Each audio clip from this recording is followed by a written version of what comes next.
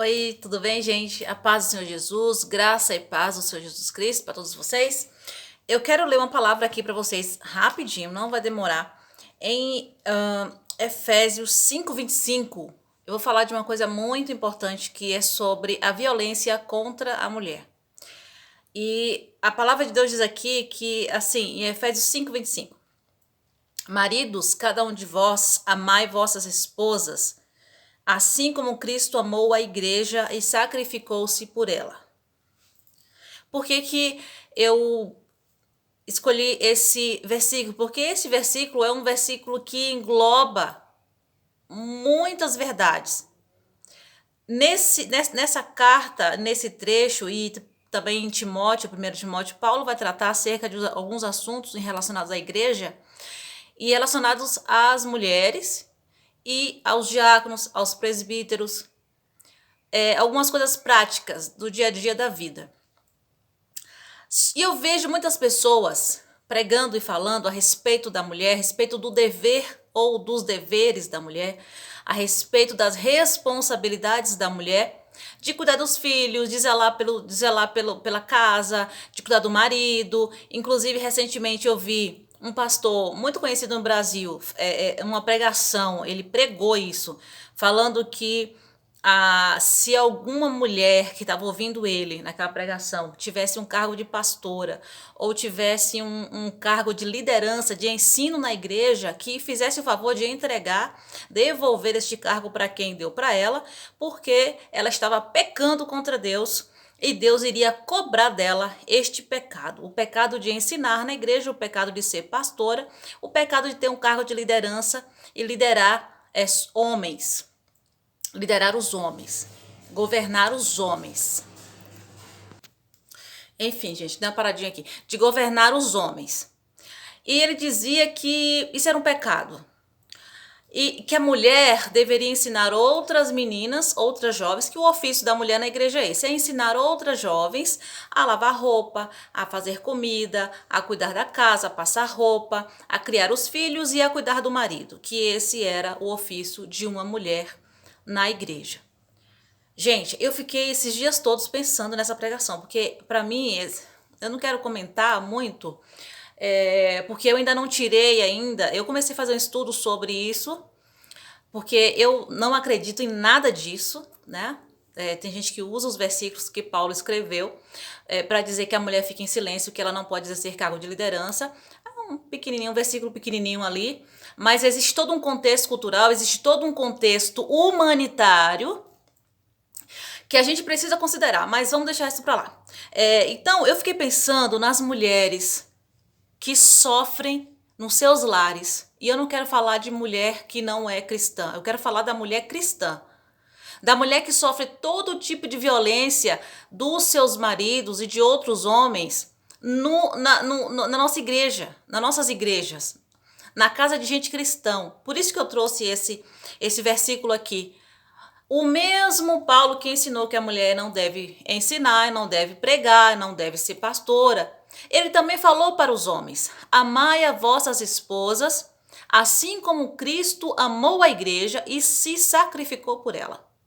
Parece que a gente vive tempos que as pessoas esquecem isso aqui. Isso aqui é muito forte, porque Cristo amou tanto a nós, a todos nós, a igreja, e Cristo se entregou na cruz pela igreja. Tudo que Cristo fazia era por nós, era pela igreja. A vida de Cristo foi doada para nós pela igreja. E por que eu tô falando isso? Joima, você acha que tem muita mulher que sofre violência dentro dos lares? Mulher cristã, que tem maridos cristãos, que sofre violência? Gente, claro que tem. Recentemente, eu e meu esposo estávamos pastoreando a igreja. Meu esposo era pastor de uma igreja, Assembleia de Deus, né, onde nós congregamos, e nós vimos muitas coisas assim que, gente, era um absurdo, absurdo. Violência contra a mulher, e não só nesse tempo de pastoreado, mas eu tô sempre perto de muitas mulheres Eu cresci perto de muitas mulheres mais adultas. Quando eu me converti, eu gostava de andar com as irmãs, fazendo visita nas casas. Então, desde 17 anos de idade, que eu gosto de andar com as irmãs, o grupo de irmãs fazendo visita. Eu já vi muita coisa.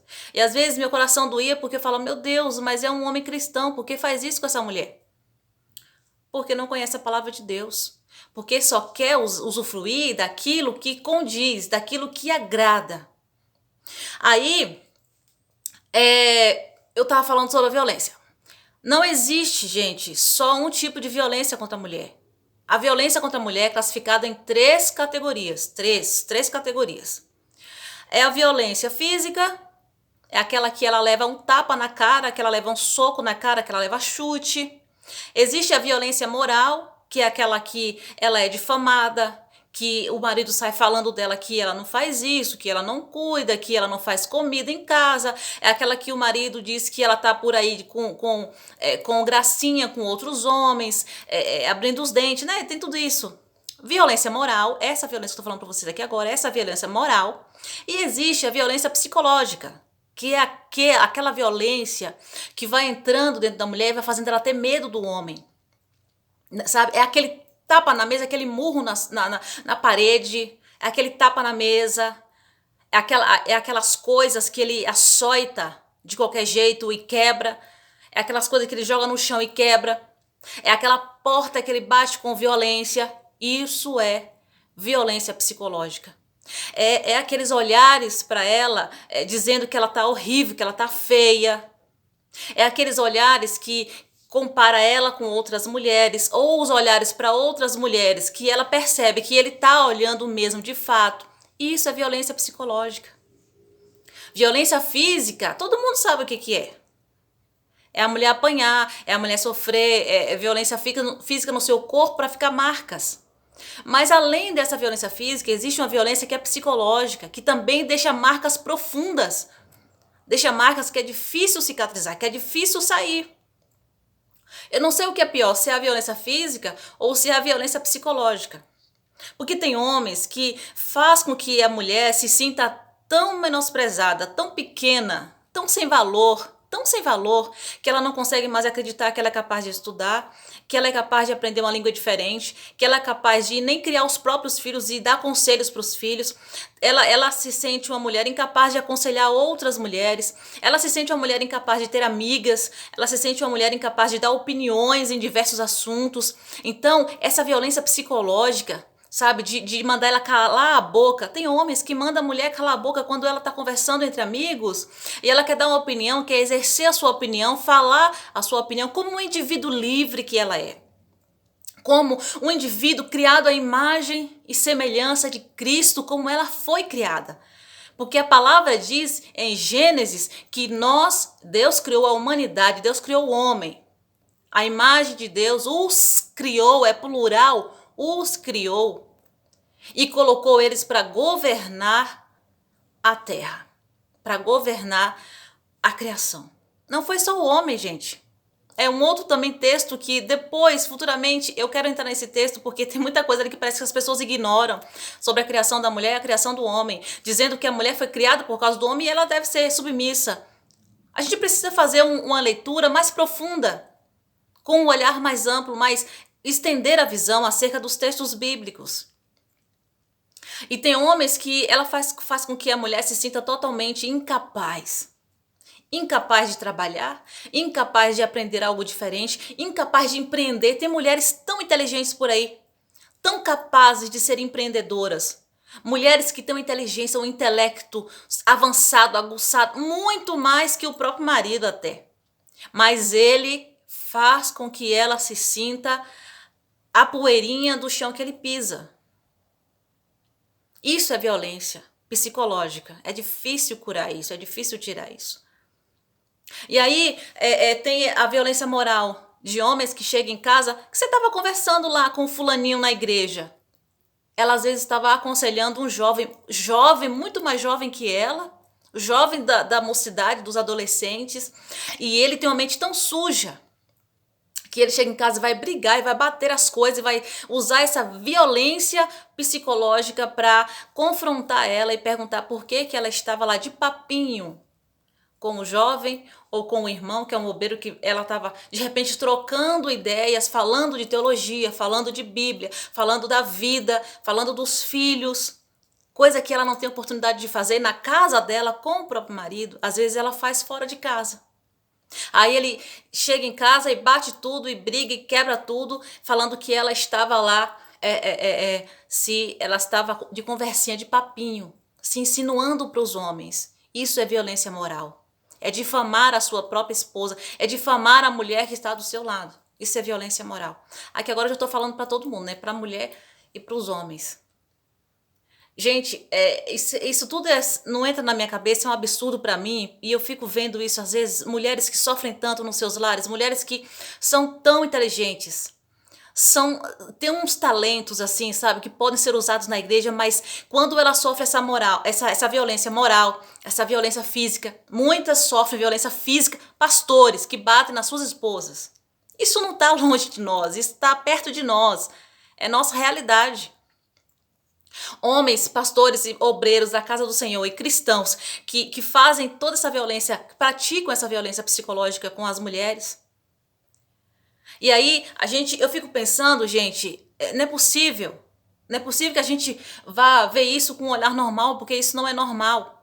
Em 1 Timóteo 5,8 diz assim: Contudo, se alguém não cuida dos seus, especialmente dos de sua própria família, este tem negado a fé e se tornou pior que um descrente. 1 Timóteo 5,8. Então, não tenha medo de pensar que quem faz tudo isso com a própria esposa não é mais crente, porque ele não é realmente. E ninguém põe na minha cabeça que um homem desse é crente, é convertido, não é convencido, vive de aparência. Precisa deixar o Espírito Santo entrar e fazer morada e trazer paz para a vida dele, trazer transformação.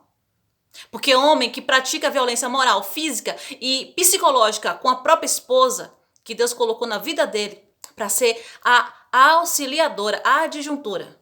Não está nem em cima, não está embaixo. Está com ele, está do lado. É isso que Jesus diz e é isso que a Bíblia nos ensina. Mas todo mundo fica querendo que a mulher sempre fique por baixo. E essa ideia de que a mulher é inferior, de que a mulher é o ser inferior, fragilizado, isso é muito antigo, gente. Na época vitoriana, as mulheres não podiam fazer nada, elas não podiam opinar em nada, elas eram tratadas como uma caneta, como uma posse, uma terra, uma casa. Era propriedade do pai primeiro. Primeiro o pai era o dono, né? Depois, quando ela casava, o marido se tornava o dono, o senhor da vida dela. E eu quero dizer, para já encerrar, que já está em 12 minutos, que o senhor da vida da mulher e da vida do homem, hoje, principalmente para quem conhece o evangelho, é Jesus. É Jesus que é o nosso Senhor. Nós queremos um marido que nos ame, que nos respeite, que nos ponha lá num degrau mais alto. Eu tô falando isso porque eu tenho um esposo que faz isso comigo. Ele me põe no degrau mais alto. Quando eu falo, não vou conseguir fazer isso, ele fala, você vai conseguir sim. Você vai que você é esperta, você é inteligente, você consegue. E é esse tipo de mulher que Cristo quer para você, mulher. Esse tipo de homem que Cristo quer para você, mulher. Este homem que te ajuda a melhorar. A mesma coisa serve para o homem. O homem precisa de uma mulher que ajuda ele a melhorar, que ajuda ele a crescer. Crescer na vida, crescer na sociedade, crescer no ministério, crescer na inteligência, no intelecto, crescer nas conquistas, em tudo, gente, em tudo. Crescer como uma pessoa existencial, né, com a sua existencialidade, crescer em tudo. E não é diferente com a mulher. A mulher quer um homem que ajude ela a se enxergar cada vez melhor. E não faça ela se enxergar cada vez pior a ponto dela desenvolver uma depressão profunda e não ter mais amor nenhum pela vida. Porque eu sei que nós estamos rodeadas de mulheres que não amam mais a própria vida.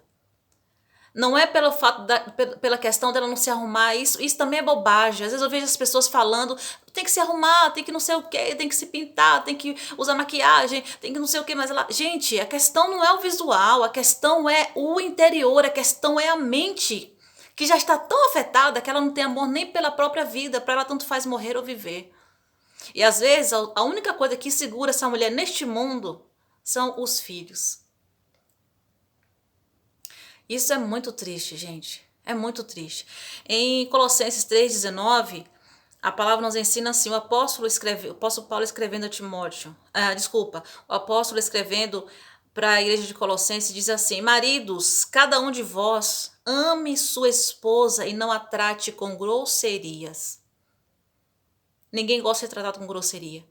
Ninguém gosta de ser menosprezado. Você menospreza os seus amigos ou os seus parentes? Não. Por que menospreza a esposa? Ela é capaz de ser pastora, ela é capaz de ensinar, ela é capaz de ser astronauta, se ela quiser, ela é capaz de ser uma aviadora, ela é capaz de ser escritora, ela é capaz de ser o que ela quiser. A mulher pode ser o que ela quiser. O que ela quiser. Hoje nós temos mulheres aí em todas as áreas da sociedade, mostrando que ela é capaz, ela é inteligente, foi criada à imagem e semelhança de Cristo. Não menospreze a sua mulher. Ela precisa de você. É isso que a Bíblia ensina, que a mulher precisa do homem. O homem precisa da mulher. Não menospreze a sua esposa. Ame a sua esposa como Cristo amou a igreja. Sacrifique-se por ela. O sonho dela é o teu sonho. O sonho do teu esposo é o teu sonho, mulher. É assim que é a vida em casar, é assim que é um casamento. O meu sonho agora é sonho do meu marido. E a gente luta, eu luto pelo sonho dele, para realizar o sonho dele. Ele luta para realizar o meu sonho. Não existe mais é teu, é meu, é teu, é teu. Não, não existe, é nosso. Isso é casamento. É nosso, é uma só carne. É uma só alma. É unidade. São duas pessoas que se juntam diante de Cristo e se tornam um só. E tudo que é um só está ligado em Deus, porque unidade é a fórmula de Deus. Unidade é a fórmula de Deus. Divisão não é a fórmula de Deus. Deus não divide nada. Deus não subtrai. Deus soma e Deus une. Tudo que é divisão não é de Deus. Amém? Jesus ele falou que nós deveríamos amar o nosso próximo como a nós mesmos e que o amor ele é superior a todos os outros dons. O apóstolo também ensina isso. E Jesus disse que amar o próximo como a nós mesmos, é o segundo maior mandamento de toda a Bíblia, ou de toda a lei. Primeiro é amar a Deus e depois amar o próximo como a nós mesmos. Então, se você não ama sua esposa como a você mesmo, você está cometendo um delito diante de Deus. Você está cometendo um grande delito de desobediência. Porque se tem alguém que você precisa amar, mas amar e cuidar e respeitar e colocar em grande estima, é a tua esposa. Não pratique essas violências que eu citei aqui contra a tua esposa. Moral, psicológica e física. Tem pessoas que dizem, não bato na minha esposa. Imagina, nunca. Isso não é coisa de homem, não. Mas pratica a violência moral e pratica a violência psicológica. Não adianta nada, é violência. E se os homens criaram leis para coibir essas violências, quanto mais Deus, o que Deus não deve se entristecer por causa de tudo isso. Se os mundanos lá fora, os homens, a sociedade que não conhece a palavra de Deus, conseguiram criar leis para coibir a violência contra a mulher, a violência psicológica, moral e física. Porque tudo é considerado violência pela lei. Hoje não é só bater. Se você ameaçar uma mulher, se você fazer com que essa mulher sinta um medo terrível de você, é violência. Ela pode dar uma queixa e a justiça vai tomar as providências. É violência do mesmo jeito. Então, se lá fora o mundo luta, faz campanha nas redes sociais e na televisão, no rádio, para coibir essas violências, por que nós, como igreja, vamos aceitar? Nós não podemos aceitar. Nós temos que dizer não, combater. Se você conhece alguma mulher que sofre violência, conversa com ela. Aconselha ela. Não aceite essa violência para sua vida. Não aceite ser denegrida de uma tal forma que você perca o amor pela vida. Porque Jesus morreu por você. Mulher, Jesus morreu por você também. Você foi criada à imagem e semelhança de Cristo.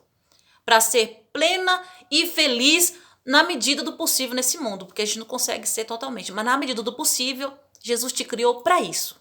E não aceite menos. Amém? Fica na paz de Cristo. Que Deus abençoe todos vocês.